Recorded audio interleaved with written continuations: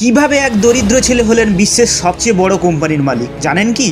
এক সময় বারবার চাকরির জন্য আবেদন করেও রিজেক্ট হয়েছেন তিনি, এমনকি কেএফসিতে কাজও পাননি। কিন্তু আজ তিনি বিশ্বের অন্যতম ধনী ব্যক্তি, যার নাম হলো জ্যাক মা। ছোটবেলা থেকেই আর্থিক অভাব ছিল, পড়াশোনাতেও খুব ভালো ছিলেন না। ইউনিভার্সিটির এক্সাম দুইবার ফেল করেছিলেন। চাকরির জন্য 30 বার আবেদন করেছিলেন, কিন্তু সবাই তাকে ফিরিয়ে দিয়েছিলেন। সবাই তাকে বলতো যে তিনি কোনোদিন বড় কিছু করতে পারবেন, কিন্তু হাল ছাড়েননি তিনি। 1999 সালে একটি ছোট কোম্পানি শুরু করেন কিছু বন্ধুদের সঙ্গে মিলে, যার নাম ছিল আলিবাবা। অনেক সংগ্রামের পর এটি চীনের সবচেয়ে বড় ই কমার্স প্ল্যাটফর্ম হয়ে দাঁড়ায়। আজ জ্যাক মা এর সম্পত্তি পরিমাণ প্রায় 5,000 কোটি ডলারেরও বেশি। যাকে সবাই অবহেলা করেছিল, সেই আজ ওয়ার্ল্ডের অন্যতম ধনী ব্যক্তি। এই গল্প শেখায় জীবন যতই কঠিন হোক, যদি আপনি স্বপ্ন দেখেন এবং পরিশ্রম করেন, তাহলে সাফল্য আসবেই। আপনি কি মনে করেন সফলতা পেতে কি করতে হবে?